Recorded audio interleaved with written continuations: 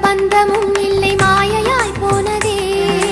சந்ததம் உந்தன் அன்புதான் இன்று சாஸ்வதம் ஆனதே